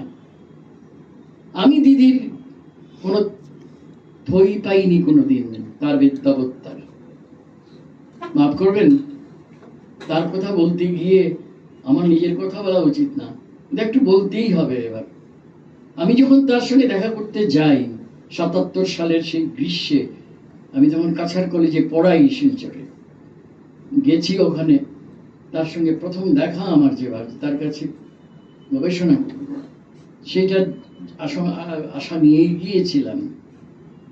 তো এই সময়ে আমার ধারণা ছিল যে আমি মোটামুটি কিছু জেনেছি। ইতিমধ্যে গৌহাটি বিশ্ববিদ্যালয় থেকে আমি 3টে MA-তে আমি উত্তীর্ণ হয়ে গেছি। দিদির কাছে গিয়ে আবিষ্কার করলাম যে তিনি মহাসমুদ্র আর আমি কিছুই না। ওই যে আমাকে যেটা বুঝিয়ে দিলেন যে নতুন করে পড়তে শেখো। কেন পড়তে শিখবো? পণ্ডিত হওয়ার জন্যে না, এটা তিনি প্রায়ই বলতেন, নানা কথা। পরে যখন তার বাড়িতে থেকেছি, তার বিভিন্ন কাজের জন্য যে নামগুলো আমি আপনাদের উল্লেখ করলাম, বিশেষ করে 80 দশকের শেষ থেকে 90-এর দশক পর্যন্ত যতদিন আমি উত্তরবঙ্গ বিশ্ববিদ্যালয়ে পড়াতাম, কখনো আমি একা, কখনো আমি এবং স্বপ্না, কখনো বাইরে থাকতাম, কখনো তার বাড়িতে থাকতাম। এগুলো আমাদের জীবনে, আমাদের দুজনের জীবনে অক্ষয় মাধুরী হয়ে আছে। কত যে তার সঙ্গে গল্প করতাম, কত যে শিখেছি তার ইয়ত্তা নেই। আমার তখন মনে হয়েছিল তার কোনো একটা কাজটা কি তিনি তো কাজ করে নিয়েছেন, কিন্তু কাজ শেষ করার আগে তিনি আসলে কেমব্রিজ ইউনিভার্সিটি প্রেসে যখন থেকে যখন বেরোয়, তার আগে আপনারা জানেন তার বিখ্যাত স্বামী অমল ভট্টাচার্যের সঙ্গে কেমব্রিজে তিনি 2 বছর পড়াশোনা করেছিলেন এই সমস্ত বইপত্রের কাজেই। ফলে এক ধরনের ইউরোপীয় মানসিকতা, আমার থেকে পবিত্রতা অনেক বেশি বলতে পারবেন। এগুলো দিদি আমাকেও শেখাবার চেষ্টা করেছিলেন। তিনি তো জানতেন না যে তিনি এমন এক ছাত্র পেয়েছেন যে অত্যন্ত ফাঁকিবাজ। আমি কিছুই শিখিনি, তার শিখতে পারিনি। কিন্তু শেষ দিকে তার ইচ্ছে হতো যে কোনো বই প্রেস কপি যাকে বলে তাকে করার আগে তিনি একজন কাউকে দিয়ে পুরো ব্যাপারটা প্রথম পৃষ্ঠা থেকে শেষ পৃষ্ঠা পর্যন্ত পড়িয়ে নিতেন। চিঠির মধ্যে আপনারা উল্লেখ দেখতে পাবেন। এই কাজে আমি এবং আমার সঙ্গে স্বপ্না আমরা তার বাড়িতে থাকতাম। এই এখন এগুলো ব্যক্তিগত প্রসঙ্গ হয়ে গেল। আসলে যে জিনিসটা শিখবার চেষ্টা করেছি তার কাছে ওইগুলো অনেকগুলো কথা। তিনি অনর্গল, যেমন আমি এই আপনাদের সঙ্গে একটা আলাপচারিতার ভঙ্গিতে কথা বলছি, ঠিক বক্তৃতার ভঙ্গিতে নয়। তিনি যখন আমাদের সঙ্গে আলাপচারিতায় থাকতেন অনর্গল সংস্কৃত বলতেন এমন না, অনর্গল ইংরেজি বলতেন তাও না, কিন্তু কিছুক্ষণ পরে আপনি বুঝতেন, আপনি বুঝবেনই তার সঙ্গে কথা বললে আপনি অনেক কিছু শিখে নিচ্ছেন, যেটা তার বইতে অনেকে আপনারা দেখবেন। সেই প্রাচীন ভারত সমাজ ও সাহিত্য বলুন বা অন্য বইয়ে দেখুন, তিনি বলতেন তপোধীর মনে রাখবে জীবাতবে নমৃত্যবে, জীবনের জন্য, এটা ঋগ্বেদের কথা, জীবনের জন্য মৃত্যুর জন্য নয়। এই কথাটা এমনি মনে হবে যে একটা আপ্তবাক্য না। পরে আমি আবিষ্কার করলাম 93 বছর পূর্ণ হওয়ার ঠিক 1 মাস 12 দিন আগে যখন তিনি প্রয়াত হলেন, তার জন্ম 1921-এর 12 জুলাই, তখন থেকে আস্তে আস্তে বুঝলাম তিনি এই কথাটার কি মানে করেছেন, জীবনের জন্য মৃত্যুর জন্য নয়। তাহলে আমাদের যে জীবন, ব্যক্তি জীবনের কথা হচ্ছে না, আমাদের যে সামাজিক জীবন, আমাদের যে যৌথ জীবন, আমাদের যে সামূহিক জীবন, তা যদি শত্রুপক্ষের দ্বারা কবলিত হয় তাহলে সেই দিকে তর্জনী সংকেত করাই হবে প্রকৃত কাজ। সারা জীবন কিন্তু তাই করে গেছেন তিনি। পবিত্রতা দ্য ইন্ডিয়ান থিওগনির বাংলা অনুবাদের কথা দিদি শেষ দিকে একবার আমাকেও বলেছিলেন। আমি ভয়ে, ততদিনে আমি কিন্তু অধ্যাপক সবই হয়ে গেছি বেশ কিছু বছরের জন্য, কিন্তু তার একটা বইয়ের অনুবাদও করেছি, কিন্তু আমার মনে হচ্ছে ওরে বাবা রে, দ্য ইন্ডিয়ান থিওগনি আমি পারবো না। কারণ এটা শুধুমাত্র ইংরেজি থেকে বাংলা করা তো নয়, আরো অনেক কিছু, সেটা দিদির কাছ থেকে শিখেছিলাম, এই জন্য ভয়ে করা হয়ে ওঠেনি। তবু আপনার কথাটা আমি শিরোধার্য করেছি, দেখি যদি কিছু করা যায়। এবং এটা সত্যি আমি মনে করি, আমি কে তার সম্পর্কে বলবার, কিন্তু আমার মনে হয় তার ইন্ডিয়ান থিওগনির সঙ্গে তার প্রথম বই মনে রাখবেন 1970 সালে বেরিয়েছিল, তার সমতুল্য বই বোধহয় সুকুমারী ভট্টাচার্যেরও দ্বিতীয়টা নেই। তাই এটা যারা বাঙালি পাঠক তাদের কাছে পৌঁছে দেওয়ার দায় হয়তো ছাত্র হিসেবে আমারও ছিল। আমি ভয়ে সেই কাজে এগোতে পারিনি, আমার এই অক্ষমতা স্বীকার করে নিয়ে এবার আমি আমার আসল কথা যেটা খানিকটা আমার মতো করে বলবার চেষ্টা করব। দেখুন, এটা এমন একটা বিষয় যেটা হয়তো আমরা যেটাকে বলি আমাদের সেমিনারের ভাষায় কয়েকটা সেশন না করলে সেটা বোঝা যাবে না। 70-এর দশকে আমি যেখান থেকে আমার কথা শুরু করেছিলাম, যে সুকুমারী ভট্টাচার্য, তার যে জীবন ভিক্ষা, তিনি যখন পড়াশোনা করছেন তার কাছে পড়াশোনাটার যে কি মানে ছিল একটু ব্যক্তিগত কথা এসে যাবে। যখন তার বাড়িতে থাকতাম আমি দেখতে পারেন, আমি নিজে ব্যক্তিগতভাবে এতটাই শৃঙ্খলাবিহীন আমি এটা কল্পনাও করতে পারি না। একটা বিশেষ সময়ে তিনি ঘুম থেকে উঠতেন, একটা বিশেষ সময়ে চা খেতে যেতেন, বিশেষ সময়ে তিনি রবীন্দ্রসঙ্গীত শুনতেন, একটা বিশেষ সময়ে সেখান থেকে বেরিয়ে সঙ্গে সঙ্গে তার দরজা বন্ধ করে দিতেন, সেখানে তিনি পড়াশোনা করতেন। আর দুপুরবেলা খাওয়ার পরে তিনি একটা ইংরেজি বই পড়তেনই পড়তেন। তাহলে যে কোনো ইংরেজি বই না। এবং তখন আমি যখন তার সঙ্গে আরো ঘনিষ্ঠ হলাম, আমার তো পিএইচডি হয়ে গেছে 1982 সালে, 81 সালে আমি সাবমিট করেছিলাম। আমি যখন সেই অর্থে তার ছাত্র নই, এটা আমি অবশ্য বলতে পারি না, আমি চিরকাল তার ছাত্র ছিলাম, আছি এবং থাকবো। সেই সময় আমি লক্ষ্য করেছি তার ব্যক্তিগত জীবনের কতগুলো দিক। ইংরেজি বই পড়তেন, নানা ধরনের ইংরেজি বই পড়তেন। এমনকি পরবর্তীকালে যে আপনারা কেউ কেউ জানেন আমি সাহিত্য তত্ত্ব নিয়ে কাজ করি, মাঝে মাঝে অনেকে আমাকে জিজ্ঞেস করে তুমি ছিলে সংস্কৃতর ছাত্র, তারপরে এলে পড়াতে বাংলা, এবং তারপরে হঠাৎ করেই ইউরোপিয়ান লিটারারি থিওরির দিকে তোমার ঝুঁক গেল কেন? এটার উত্তরটা আমি কাউকে দিয়েছি বলে আমার মনে হয় না। আমার নিজেরও জানতে দিদি আমার মধ্যে এটা উক্ত করে দিয়েছিলেন, যেদিন তিনি তার চিঠিতে আছে, পাবেন আপনারা, 2-3 জায়গায় আছে, যে তোমাকে যদি আমি মহাকাব্য নিয়ে গবেষণা করেছিলাম, পবিত্রদা জানেন সংস্কৃত মহাকাব্য আর বাংলা মহাকাব্যের প্রতি তুলনা, তিনি বলেছিলেন মহাকাব্য পড়তে যদি হয় তোমাকে তুলনামূলক ধর্মতত্ত্ব পড়তে হবে, তোমাকে প্রত্নতত্ত্ব পড়তে হবে, ইতিহাস তত্ত্ব পড়তে হবে, বিশাল এক তালিকা। এবং আমি কোথায় সংস্কৃত বাংলা ইত্যাদি নিয়ে করতে গেছি, তিনি আমাকে বলছেন তুমি নরওয়েজিয়ান ওট পড়েছো? এগুলো মেরেছি, একই কথা। আমি তো এতদিনের মাস্টারমশাই বা দিদিমণি তো বুঝে নিয়েছেন যে আমি একটা কিছু মানে কথার উত্তর দিতে পারছি না, আমতা আমতা করছি। আচ্ছা দাঁড়াও, তার অমল ভট্টাচার্য তার স্বামীর নামে ইউরোপিয়ান স্টাডি সেন্টার ছিল, প্রতি বছর নভেম্বর বা ডিসেম্বর মাসে যেটা বক্তৃতার আয়োজন করতেন, 2বার আমিও ছিলাম, তার বাড়িতেই করতেন। তো সেইখানে তার থেকে তিনি আমাকে দিতেন, দিতেন। আমি নিজেও মাস্টারমশাই অত বছরের, তারপরে অবশ্য আপনার সামনে এই সমস্ত বাগাড়ম্বর করা অন্যায় হচ্ছে পবিত্রদা, কিন্তু আমি তো জানি ছাত্ররা কি করে, আমি কোনো ছাত্রকে দোষারোপ করছি না। বললাম এটা পড়েছো, এটা পড়ে এসো। তারপর পড়লো কি পড়লো না, হয়েই গেল মাস্টারমশাইয়ের, অতটা মনেও কি থাকে নাকি? কিন্তু দিদি ভুলতেন না, ভবি ভুলবেন না। তিনি, তাকে যদি বলা হতো আমি পড়েছি, বলো তো কি বুঝেছো? সুতরাং আমি বুঝেছিলাম যে এই মানুষটার সঙ্গে কথা হয়। তাহলে কি শুধু পণ্ডিত হওয়ার জন্য তাকে আমরা স্মরণ করছি? না, ওইটাই আমার বলবার মতো কথা, যে কেন পড়বো আমি এইভাবে, কেন পড়বো এই কথাটা বিশ্বজিৎ একবার উচ্চারণ করেছে শরৎবাবু সম্পর্কে, কিভাবে পড়বো ইত্যাদি প্রসঙ্গ। উপন্যাসের ক্ষেত্রে যা সত্যি, সেটা ভারততত্ত্বের ক্ষেত্রেও সত্যি। পড়বো কেন? কোনটা অন্ধকার, কোনটা আমাদের নানা ধরনের মৃত্যুর দিকে নিয়ে যায়। জীবাতবে ন মৃত্যবে, অনেক দিন পরে আমি এর অর্থ বুঝেছি। এটাই দিদির ধ্রুবপদ ছিল, জীবনের জন্য, মৃত্যুর জন্য না। দিদির চিঠিগুলো পড়ে দেখুন। এছাড়াও তিনি ব্যক্তিগত জীবনে শুধুমাত্র, যে আমরা জানি যারা অধ্যাপনা করেন তাদের কাউকে কটাক্ষ করছি না, এখানে অনেক অধ্যাপক আছেন, কিন্তু এর বাইরে বড়জোর কিছু একটা করার তারা ইচ্ছে থাকলেও পারেন না।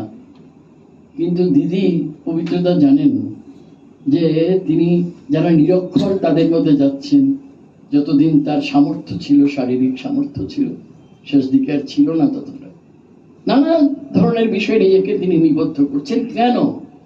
জীবাতবে ন মৃত্যবে, জীবনের জন্য, মৃত্যুর জন্য না। আর মৃত্যুকে তার জয় করতে হবে। তিনি আমাকে, মনে আছে, আমি জানি একটু আগে বলেছি এটা এক সেশনে শেষ হবে না, তিনি আমার কাছে কঠোপনিষদের নচিকেতার গল্প এখানে সবাই জানেন, আমিও অল্প বিস্তর তো পড়েছি, জানি না, কিন্তু অল্প বিস্তর তো আমিও পড়েছি, সংস্কৃতর ছাত্র যেহেতু। কিন্তু আমি দিদির কাছ থেকে বুঝলাম এটার একটা সম্পূর্ণ অন্যরকম ভেতরের অর্থ বের করা যায়।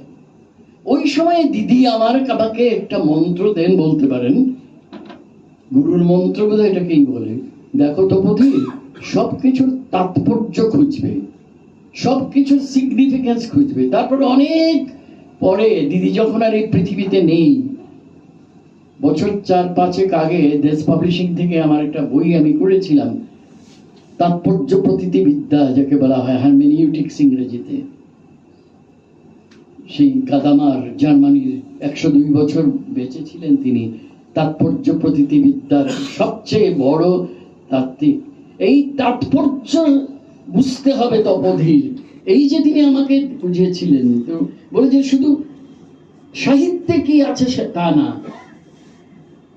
আপনি দেখবেন ভারততত্ত্বের বিকল্প বয়ান নামে আমি যেটা বলেছি, সেই নামে একটা প্রবন্ধ, এটা অনেকদিন আগে বেরিয়েছিল, ওটা আমি, এই বইটা আজকে যেটা রিলিজড হলো তার মধ্যে আমি শেষে এটা আমি দিয়েওছি।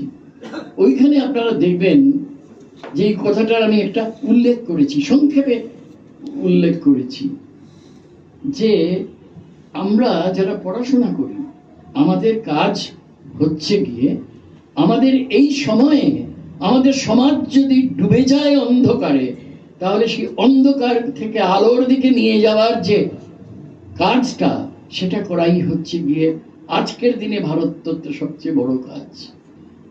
যখন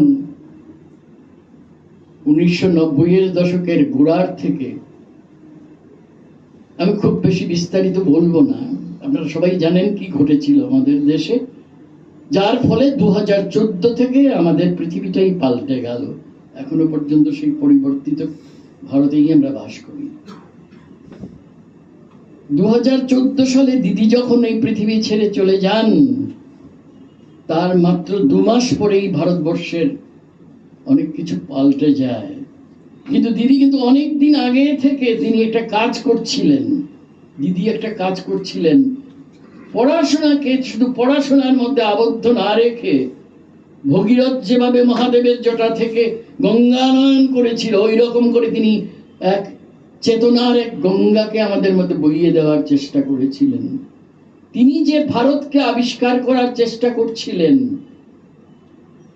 তার পথ নির্দেশিকা ছড়িয়ে রয়েছে তার প্রতিটি বইতে। শুধু তার বই যখন পড়ব, মনে রাখবো যে এটা কেবল নতুন ব্যাখ্যা নয়, এটা দিক নির্দেশ। আমরা বুঝতে পারছি কিনা সেটা সম্পূর্ণ আমাদের উপর নির্ভর করে, আমাদের প্রস্তুতির উপর নির্ভর করে। আপনারা জানেন রামকথা নিয়ে দিদির অনেক কথা আছে, এটা নিয়ে অনেক উল্টোপাল্টা কথাও দিদিকে শুনতে হয়েছিল, লিখিতভাবে এবং অন্যভাবেও। কিন্তু দিদি যা বলেন, সুনির্দিষ্টভাবে প্রস্তুত না হয় কিচ্ছু বলেন না। এই কথা বলতে গেলে, যে বললাম, শেষ হবে না, আজকের রাত ফুরিয়ে যাবে। কিভাবে আমি যখন তার কাছে পড়াশোনা করতাম 77 থেকে 81 সেপ্টেম্বর অক্টোবর পর্যন্ত, তারপরে তো সাবমিট করে দিলাম পিএইচডিটা, তিনি আমাকে শিখিয়ে দিয়েছিলেন, যখন তুমি কোনো টিকা ব্যবহার করছো, কোনো টিপ্পনী ব্যবহার করছো, কোনো একটা রেফারেন্স ব্যবহার করছো, কোনো দিন সেকেন্ডারি রেফারেন্স থেকে নেবে না। তো আমি তো মাথা চুলকে রইল, কোথায় পাবো দিদি এত? না, তোমাকে পেতেই হবে, নাহলে এসেছো কেন পড়তে? সোজা কথা। এখানে আমার মুখের দিকে তাকিয়ে যে আহারে বেচারা শিলচর থেকে এত দূর থেকে কলকাতায় এসছে, কোনো এ নেই, সামান্যতম আমাকে তিনি কোনো এ দিচ্ছেন না। তখন সত্যি বলতে কি অল্প বয়স ছিল, দিদির উপর খুব রেগে গিয়েছিলাম। একবারের ঘটনার কথা আমি লিখিনি বোধহয়, না কিংবা লিখেছি কোথাও জানি না। তখন একেবারে প্রথম দিকে 77 সালে শুরু করেছি তার কাজ। তার নাকতলার বাড়িতে তিনি আমাকে সময় দিয়েছেন, যে ধরা যাক আমি এসেছি শিলচর থেকে, ভালো করে কলকাতার রাস্তা চিনি না, থাকতাম একটা হোটেলে, ইন্ডিয়া হোটেল অনেক সময়, যেটা ওই আপনারা জানেন মধ্য কলকাতায়, এবং 2বার বাস পাল্টে তারপর নাকতলায় আসতে হতো। তিনি আমাকে ধরা যাক টাইম দিয়েছিলেন যে তুমি 5:30টায় এসো। আমার যেতে যেতে বোধহয় 6:45 হয়েছিল। এটা একটু ঘটনা বলি, সিরিয়াস কথার মাঝখানে। আমি খুলেছি তো রিং, তিনি বলেছেন, দরজা খুলে অপরিচিত লোকের মতো বলছেন, কি চাই? আমি প্রথমত খেয়ে গেছি, কি চাই মানে? বলে তোমার কাছে তোমাকে কটা সময় দিয়েছিলাম? 5:30। বলে দিদি আমার তো আজকে হবে না, এরপরে তুমি আমার কাছ থেকে টেলিফোন করে আমার কাছ থেকে অ্যাপয়েন্টমেন্ট নেবে।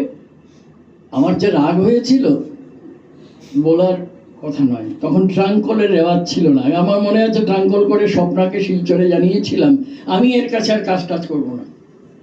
খুব রেগে গিয়েছিলাম। আরে আমি তো তখন একটা কলেজে পড়াই রে বাবা, আমার এত হেনস্থা। কিন্তু তারপরে কি হলো জানেন?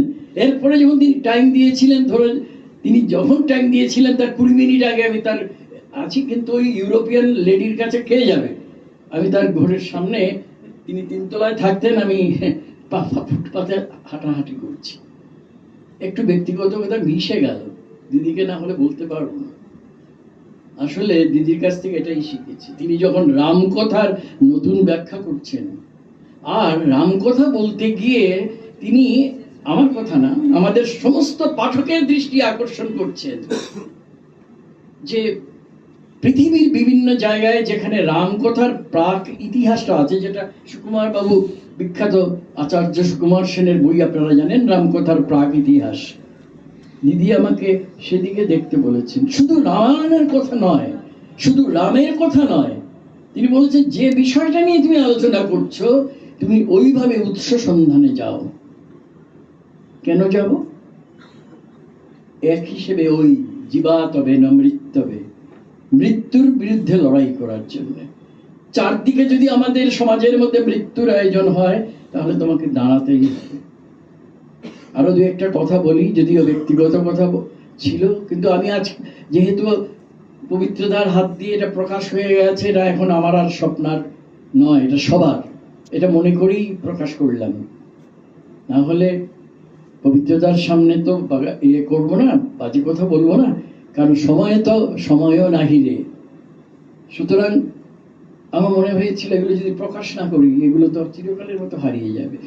সেইখানে তিনি দেখবেন আমার উদ্দেশ্যে বকাবকির মাঝখানে তিনি কি সব কথাবার্তা বলছেন, কিভাবে পড়তে হবে, কেন, যাতে সমাজের ভেতরে আমার চারদিকে যদি কোথাও অন্যায় হয়, অবিচার হয়, দেখতে পারি, আমি যেন রুখে দাঁড়াতে পারি। আমাকে বলছেন উপদেশ তিনি দিতেই পারেন, এগুলো তো অনন্তে পৌঁছে গেছে।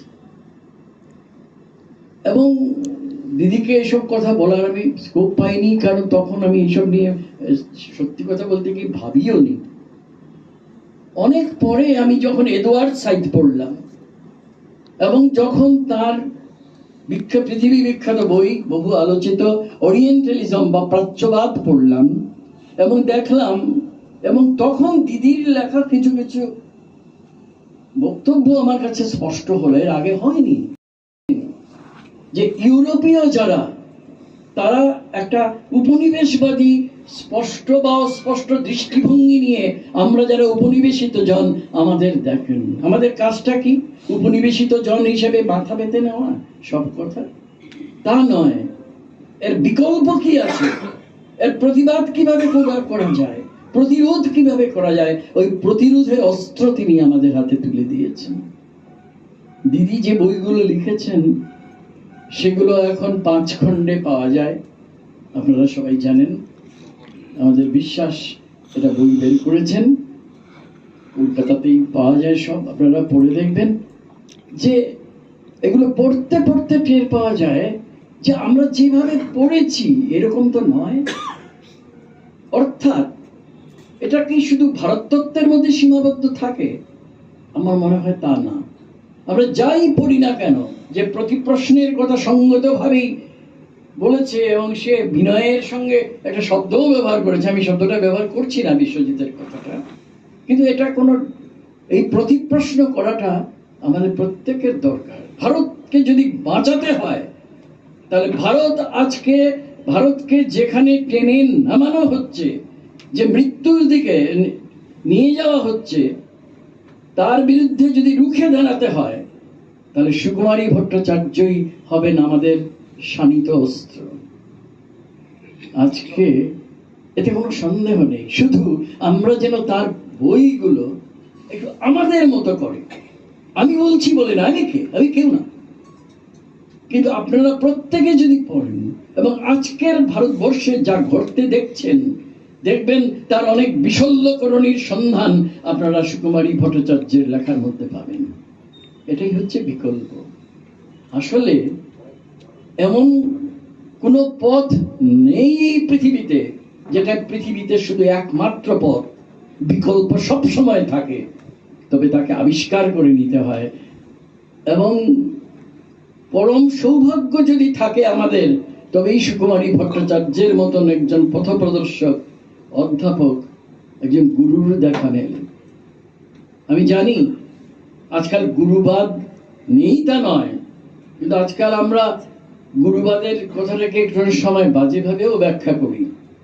কিন্তু আমি তো একটু পবিত্র সামনে বলছি যে অজ্ঞানতিমিরান্ধস্য জ্ঞানাঞ্জন শলাকয়া চক্ষুরুন্মীলিতং যেন তস্मै শ্রী গুরবে নমঃ।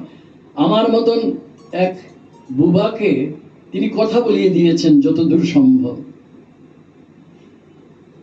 এবং আমার মতো একটা কম বুদ্ধির ছেলেকে একটু দেখতে শিখিয়েছেন, এবং সেটা তো আমার ব্যক্তিগত অর্জন, যা পারিনি এটার জন্যে দিদি আমার গুরু কিন্তু এত দায়ী না, এটা আমার ধারণ ক্ষমতার অভাব, কি করব।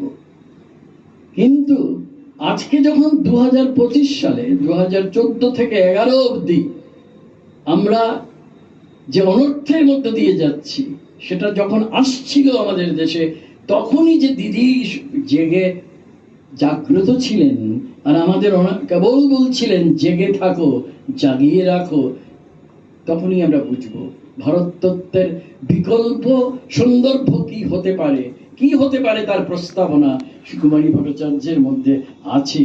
আমাদের কাজ হচ্ছে শুধু আবিষ্কার করা, আর শুধু আবিষ্কার করে বসে থাকা না, সেগুলোকে প্রয়োগ করা। কারণ সত্যি আমরা বড় বেশি দূরের মধ্যে এখনো রয়েছি, এবং সেখান থেকে যদি আমরা বেরিয়ে যেতে পারি তবে একমাত্র কাজ। আজকে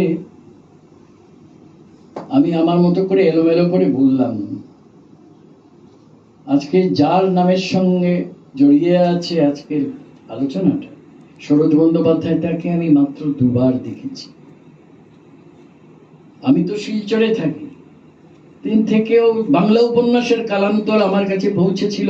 উপন্যাসটা, বইটা বেরিয়েছিল 61 সালে, আমি পড়েছি 9 কি 10 বছর পরে। স্বভাবতই বিশ্বজিৎ যেটা বলেছেন, আমি সেরকম সবার মতোই মুগ্ধ হয়েছিলাম। তারপরে আরো বেশ কিছু বছর পরে এসেছি, কলকাতায় আসা যাওয়া হয়েছে বেশি, তখন মনে হয়েছে তার সঙ্গে দেখা করতে যাওয়ার। ইতিমধ্যে সরোজদাকে সমীহ করতাম, পার্থদাকে অনেক কাছের মনে হতো, পার্থদার সঙ্গে যোগাযোগটা বেশি ছিল। তো 2 বিখ্যাত ভাইয়ের সঙ্গে দেখা করতে এসেছিলাম, দেখা করেছিলাম। সরোজদার সঙ্গে পরেও একবার দেখা হয়েছিল, পার্থদার সঙ্গে আরো কয়েকবার দেখা হয়েছে বিভিন্ন জায়গায়, সভাতেও, কলকাতায়। যদিও পার্থদার সভায় খুব একটা বেশি যেতে চাইতেন না। আজকে আমি যা বললাম, যেটা আমার বলা না, এটা আসলে আমার প্রণাম। এইভাবেই আমার কথাগুলো আপনারা নেবেন। আর ভারত চিন্তার বিকল্প বয়ান যিনি আমাদের দিয়ে গেছেন, কিন্তু তিনি মাইকেল মধুসূদন দত্তের সঙ্গে জন্মসূত্রে জড়িত এক পরিবারের, অর্থাৎ খ্রিস্টীয় পরিবারের, তাও মহিলা, যে খুব মজা করে বলতেন, আমি একজন মহিলা, তো আমার কি বেদ পাঠের অধিকার আছে, যেটা বলেছেন পবিত্রদা। ঘটনা এটা, আমি নাম বলবো না, আমি নামে জানি, দিদি আমাকে নামও বলেছেন, যে কোন অধ্যাপক একেবারে বলছেন যে যদি সুকুমারী এখানে পড়তে যায় আমি থাকবো না। অতি বিখ্যাত এক সংস্কৃতজ্ঞ পণ্ডিত, তাকে আমিও প্রণাম করি, নাম করে আর কি হবে। দৃষ্টিভঙ্গির সমস্যা, শেষ পর্যন্ত সবই দৃষ্টিভঙ্গির সমস্যা। সুকুমারী দিয়ে আমাদের বলেছেন দৃষ্টিভঙ্গিটা ঠিক করো। তার এত যে বই, এই বইগুলোর মধ্যে যে বিষয় নিয়ে তিনি বলছেন বিষয়টা দেখবেন না, বিষয়কে তিনি কিভাবে দেখছেন, কোন দৃষ্টিকোণ দিয়ে দেখছেন, ভিক্ষার কোন ধরন তার মধ্যে প্রকাশ পাচ্ছে, এটাই গুরুত্বপূর্ণ। আজকাল যখন আমরা অনেকে কিছুই দেখতে পাই না, সেই সময় একটু দেখতে না হয় শিখলামই। সুকুমারীর বই পড়ে, তাকে দিদি বলতাম, কিন্তু তিনি আমার দ্বিতীয় মা ছিলেন। আমি এইভাবেই তাকে সব দিন, প্রতিদিন, আক্ষরিক অর্থে প্রতিদিন আমি 2 বেলা তাকে স্মরণ করি। এর বেশি আর কি করতে পারি? কারণ তার বিদ্যাবত্তার নাগাল তো আমি পাবো না, তখনও পাইনি, এখনো পাই না। কিন্তু যদি তার কথাগুলো মনে রাখি, আর তিনি একটা কথা বলছেন, চিঠিতে আছে, তপোধীর, মনে রাখবে যে পড়াশোনাই শেষ না, তোমাকে ওই যে বলেছি না দৃষ্টিভঙ্গি, তোমাকে বস্তুবাদী হতে হবে। আমি পারিনি হতে, কিন্তু চেষ্টার ত্রুটি ছিল না। তো আমার মনে হয় বস্তুবাদী দৃষ্টিভঙ্গি থেকে যদি ভারতকে আমরা পুনরাবিষ্কার করতে পারি, তাহলে যে ভারতকে আজকে নানা কারণে আমরা চূড়াবালিতে নিমজ্জিত হতে দেখেছি, হয়তো এখনো সময় আছে, হয়তো তাকে ত্রাণ করা যায়। এবং এক্ষেত্রে সুকুমারী ভট্টাচার্যের তাৎপর্য, শেষ পর্যন্ত তাৎপর্যই তো সব, হয়তো নতুন করে আমরা পুনরাবিষ্কার করতে পারি। ধন্যবাদ। আমার এই এলোমেলো কথা যে আপনারা শুনলেন, এটা কোনো সমালোচক ভাষণ নয়, আমি আমার কথা বললাম। ধন্যবাদ, বিশেষ করে তোমাকেও জয়দীপ। হ্যাঁ, আপনার 5 মিনিট, সেটা হচ্ছে দুটো কথা বলবো। এক হচ্ছে সরোজ বন্দ্যোপাধ্যায়ের পরিবারের দুজন মানুষ এখানে আছেন, ওর পৌত্রবধূ এবং ওর ভ্রাতুষ্পুত্রী, তাদেরকে ডাকবো এই অনুষ্ঠানের সমাপ্তি করতে। আর আগামী 1 বছর বাদে আমরা ওর নামাঙ্কিত একটি শতবর্ষ স্মারক সংকলন প্রকাশের পথে এগোবার চেষ্টা করছি। আপনাদের সকলের সহযোগিতা চাই। এবং গতকাল আমি কথা বলেছি, এখনকার জীবিত যারা আছেন তার মধ্যে বরেণ্য সাহিত্যিক শীর্ষেন্দু মুখোপাধ্যায়, উনি আনন্দের সঙ্গে এই পত্রিকার মুখবন্ধ আমাকে লিখে দেবেন বলে রাজি হয়েছেন। ওর সঙ্গে যে ব্যক্তিগত সখ্যতার কথায় আমরা শেষ করব। শ্রীময়ী এবং সুচিরা, তাদের ডাকছি একটু মঞ্চে, তারা এই পরিবারের পক্ষে হয়ে 2-4টি কথা বলে আজকে অনুষ্ঠানের শেষ হয়ে